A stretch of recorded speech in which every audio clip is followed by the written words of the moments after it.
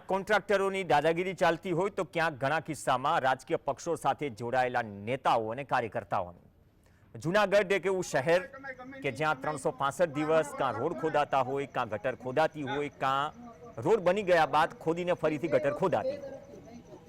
હવે આ કિસ્સામાં જૂનાગઢના કોર્પોરેટર જયેશ બોગરાએ એજન્સી અને કોન્ટ્રાક્ટરના માણસોને ખખડાવી નાખ્યા. આમ તો જૂનાગઢમાં 365 દિવસ ખોદકામની પ્રક્રિયા ચાલે છે, એમાં પણ ઘણી વખત આ કામોમાં એજન્સીઓ અને કોન્ટ્રાક્ટરો પોતાની મનમાની પણ ચલાવતા હોય છે.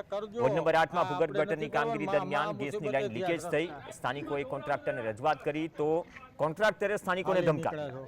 તો કોર્પોરેટર ઘટના સ્થળે પહોંચી ગયા અને કોન્ટ્રાક્ટરને કડક ભાષામાં સમજાવી દીધું કે મર્યાદા ન ચૂકતા બાકી મારીને ફાડી નાખીશ.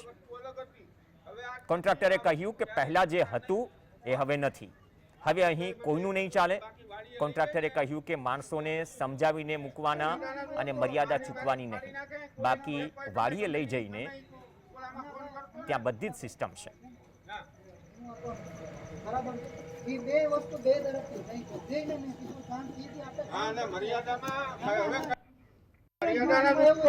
મારી ફાડી નાખે કોઈ તમે ગમે નહીં ગમે ઓલામાં ફોન કરતો ને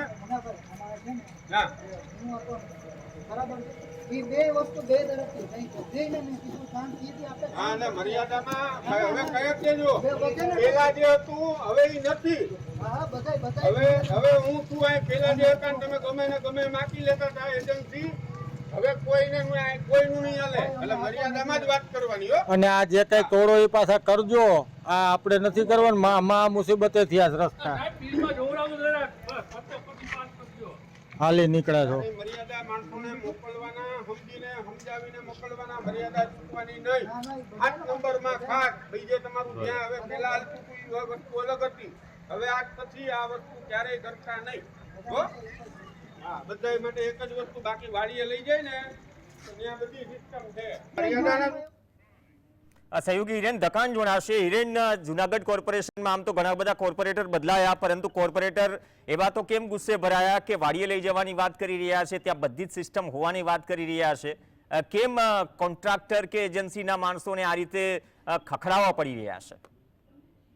પ્રવીણ, વાત કરવામાં આવે તો જૂનાગઢમાં હવે નવી બોડી અસ્તિત્વમાં આવી ગઈ છે અને આડેધડ જે રસ્તાના ખોદકામ થઈ રહ્યા હતા અને તાજેતરમાં વોર્ડ નંબર 7માં જે નવો રસ્તો બનાવ્યો હતો તેને તોડવાની કામગીરી શરૂ કરી અને ગેસની લાઈન છે તે પણ લીકેજ થઈ હતી અને લોકોએ કોન્ટ્રાક્ટરને અને તેના માણસોને રજૂઆત કરી તો તેણે સ્થાનિકોનો ઉધડો લીધો હતો, પરંતુ આ અંગેની જાણ સ્થાનિકોએ જે નવા ચૂંટાયેલા નગરસેવક છે તેને કરી અને તે સ્થળ પર પહોંચી ગયા અને કોન્ટ્રાક્ટરને સારી ભાષામાં ધમકી દીધી અને કહી દીધું કે હવે બધું બદલાઈ ગયું છે, સમજી કામ કરવું અને લોકોની સાથે સારો વ્યવહાર કરવાનું સારી ભાષામાં સમજાવી દીધું હતું. આમ કહી શકાય કે જૂનાગઢની અંદર હવે જે નગરસેવકો ચૂંટાયા છે તેને પણ કોન્ટ્રાક્ટરોને શાનમાં સમજાવવાની ફરજ પડી રહી છે. જી ઓકે, ધન્યવાદ હિરેન સમગ્ર માહિતી બદલ.